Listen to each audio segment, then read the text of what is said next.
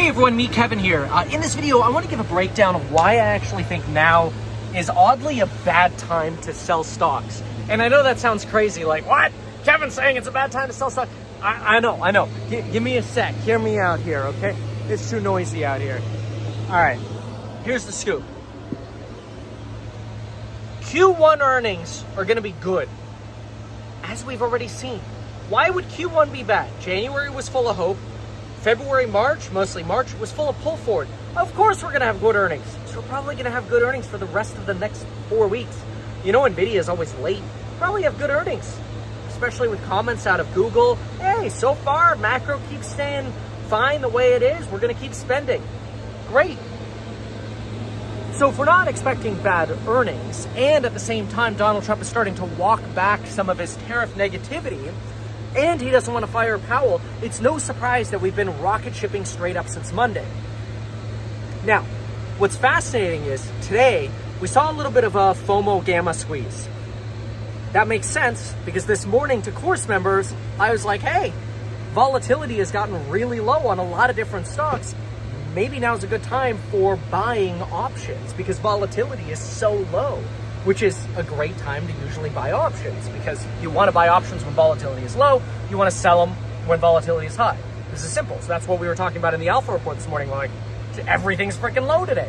Now, I don't think anybody was expecting that, you know, by like 8 or 9 a.m. we would have a full-on gamma squeeze and Tesla would rocket up this way. But people are also saying, like, Kevin, you know, why does it make sense that Tesla is down or is up after terrible earnings? How does it not make sense? Of course it makes sense. All the bad news got priced in when Tesla fell from 488 down to 220. Now, that doesn't mean, I think, in the near term, there won't be other lows. Obviously, if you're in this very long term, you don't care about the fluctuations, great. Buy the dip, perfect. It's made money. There will probably be other buy the dip opportunities. That's because when do we actually think poopy hits the fan? Frankly, probably not until June or July. I mean, think about this logically for a moment. The blank ships and the empty store shelves and us pushing through inventory doesn't happen until June or July. Layoffs of people who don't have any work to do in the May, port worker task allocations, we're not going to see that until June or July. And you have to get past severance. You have to get past the severance of the contractors, the private contractors that get laid off, usually 2 for every 1 federal worker that gets laid off. You know, a lot of the federal workers took leave until September paid, so they're not actually going to show up until October, but the contractors might show up earlier. They might show up as soon as June or July. And guess what you get in July? Q2 data. So interestingly, now is actually a weirdly bad time to sell stocks, in my opinion. So if you think about it, why would you sell right now when you're in a position of, oh, wait a sec, we might actually end up just getting more good Q1 data. And then after we get more good Q1 data, well, you know, poopy doesn't hit the fan until July. So what's the rush?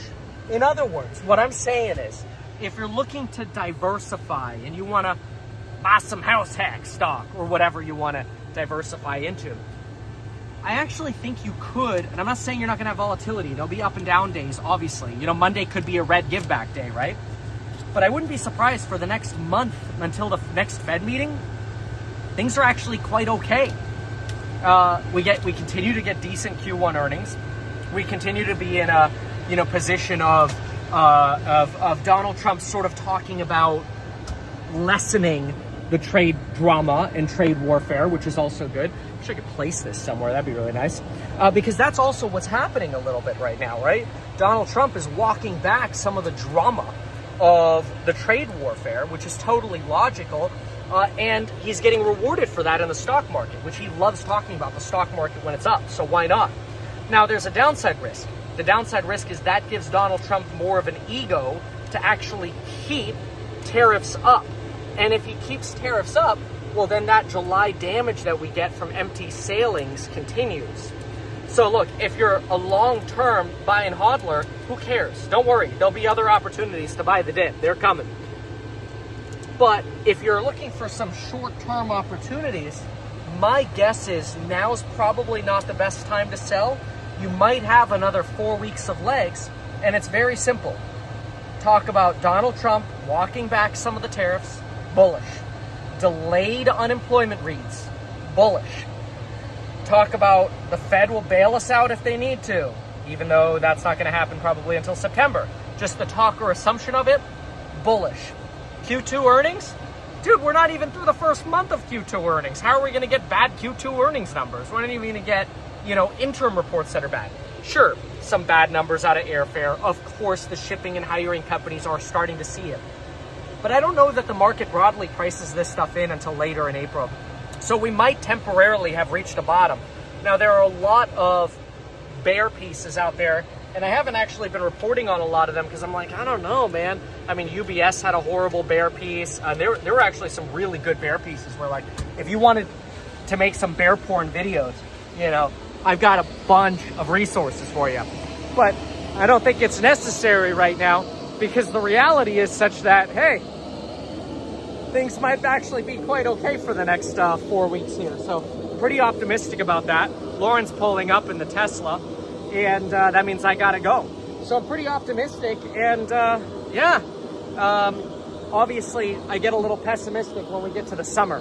Once we get to the summer, that's when I think poopy doopies can hit the fan. So just be prepared for that. And again, if you're long term, it doesn't matter. If you're shorter term, that might be something to consider. Anyway, thanks for watching. See you in the next one. Bye.